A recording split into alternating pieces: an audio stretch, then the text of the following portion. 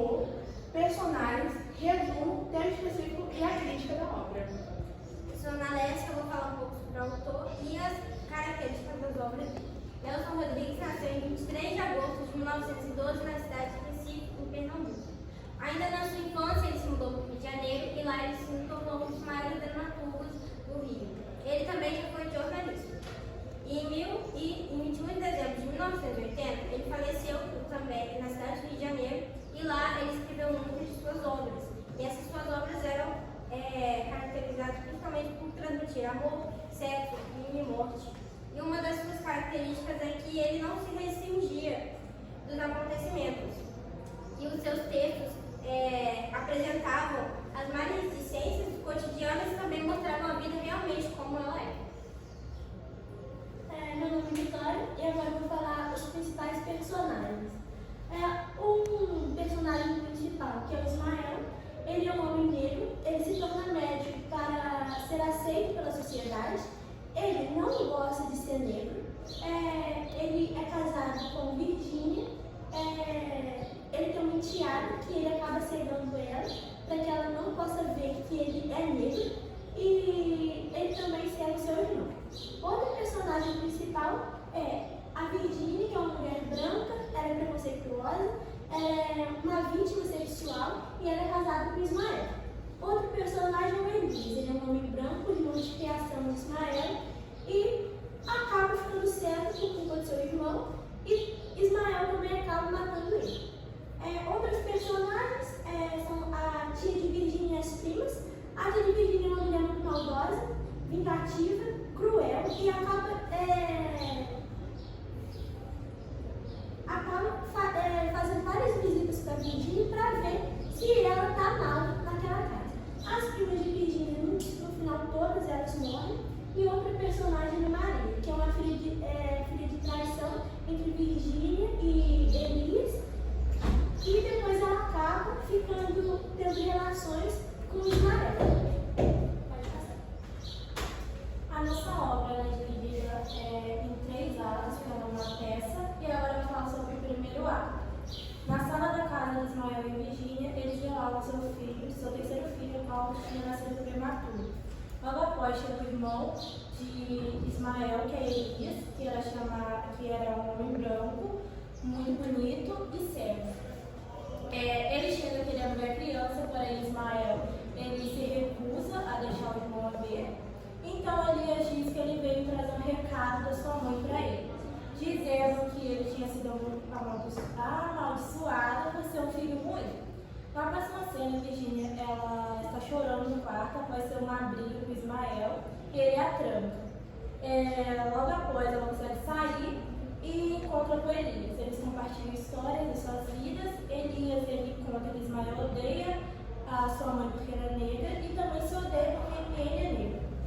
E foi ele que o cegou.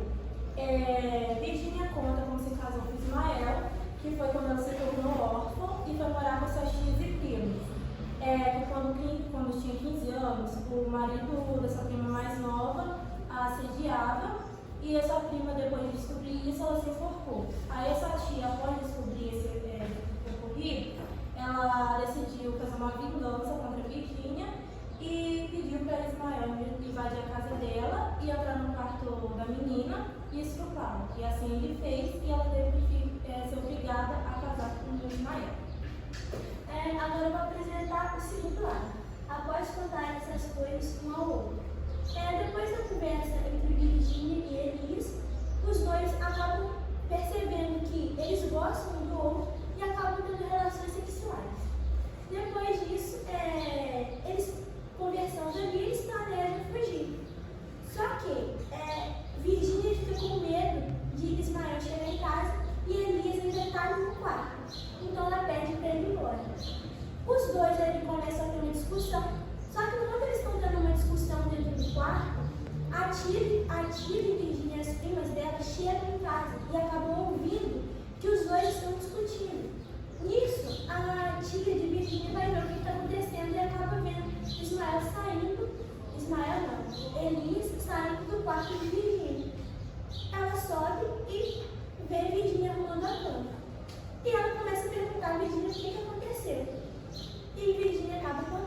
e os dois ali dormiram juntos. Depois, pulando para outra cena, Ismael chega em casa e Virgínia estava com uma esposa muito carinhosa, muito amorosa, coisa que ela nunca foi. Então, Ismael pergunta por que ela está assim e ela diz que ela agora vai ser diferente. Só que nisso, os dois começam a discutir e dentro dessa discussão, os dois começam a brigar e Ismael fala dentro dessa discussão que Virgínia matou os 3 filhos que eles iriam ter. E Virgínia acaba confessando a verdade. Ela diz que ela matou sim os 3 filhos. O último que eles tiveram, ela matou afogado e os outros 2 ela envenenou. Então, Ismael diz que agora eles vão ter um filho e que ela não vai matar o filho deles.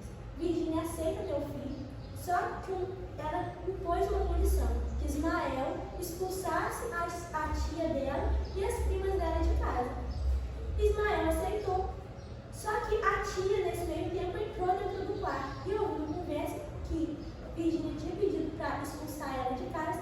Ela conta que Virgínia só vai ter um filho porque é o filho de Elias.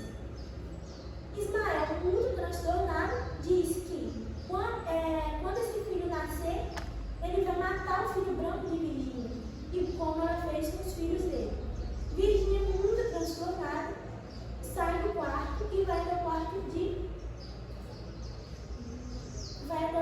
Elias. Lá, quando ela chega lá, Elias está arrumando as coisas e ela pega ele e volta para o quarto onde Ismael está.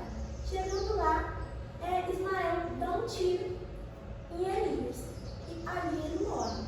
E lá embaixo da sala está a tia de Virgínia e as primas e elas ouvem o barulho do tiro e acham que Virgínia que morreu. E lá eles se alegram porque elas acham que Virgínia está morta. E esse é o fim do segundo ato. Agora eu vou entrar no terceiro ato e último. Já se passaram 16 anos após o ocorrido. Virgínia e Ismael estão conversando, onde Virgínia fala que Ismael quem havia jogado ácido em Ana Maria. Ismael apenas consente. Com isso, Virgínia fala com ele que quer conversar só sobre sua filha, uma coisa que Ismael nunca havia deixado antes. E isso Virgínia fala que irá contar toda a verdade para ela. Então sua tia acaba escutando e fala que ameaça dizendo a Virgínia que sua filha irá morrer virgem como os seus filhos haviam morrido. Portanto, Ismael acaba deixando que Virgínia passe 3 noites com Ana Maria para que elas conversem. Só que durante isso ele falou que se ela passasse 3 noites com a Ana Maria conversando, após isso ela teria que sair de casa porque ele não queria mais ela.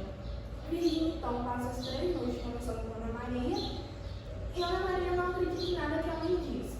Portanto, a Virgínia fala que elas iriam fugir para um lugar onde tinha vários homens brancos que iriam amar muito Ana Maria. Voltando depois desses 3 dias, Virgínia conversando com Ismael e Ismael estava falando que ficaria com Ana Maria e que Virgínia teria que ir embora de casa, que ele passaria o resto da vida com Ana Maria. Só que Virgínia, com isso, não iria aceitar, obviamente. Ela falou que Ana Maria, se enxergasse, não iria aceitar o Ismael, não ia gostar do Ismael se visse quem ele realmente era. Então Ismael acreditou no que ele queria dizer. Ele dizia que somente ela o amaria para sempre e de verdade. Ismael, transtornado com isso, pegou e falou que ele acreditava que a Virgínia, que a Ana Maria, gostava de um cara branco, amava um cara branco. Então Ismael pegou e falou que ia matar Ana Maria por isso. Ele foi até o quarto da menina, pegou ela falando com ela que eles iriam passear. Só que aí ele levou ela para um Marcelol de vidro que havia na casa deles.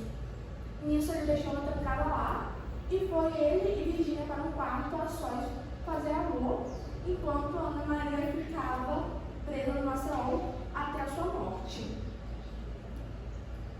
Bom, gente, meu nome é Cauã, eu fiquei tema específico e eu vou ler o tema, o texto que eu escolhi do livro. Bom, quase nunca me lembro que és negro, me esqueço sempre, juro. Às vezes eu te olho muito e não sei se és negro ou não. Outras vezes penso que só há negros no mundo e que eu sou a única branca. Outras vezes penso que sou negra também. Gostaria de mim se eu fosse preta? Bom, nesse livro ele aborda muito sobre o racismo, né? E um dos personagens principais do livro, Ismael, ele tem repúdio de ser negro, ele não gosta dessa cor. E bom, essa questão do racismo já vem desde muitos anos, entendeu? E esse livro faz crítica também ao tratamento violento da época, dado aos negros. E tem muita da questão psicológica, porque eles sofrem muito por ser negro. E tem muita questão psicológica também, porque o racismo, ele está na estrutura da sociedade. Então, tipo assim, o racismo estrutural é o que mais tem. E tem o racismo institucional também, que tem a ver com a hierarquia racial, entendeu? Que um se acha superior que o outro só por conta da cor, ou de status sociais.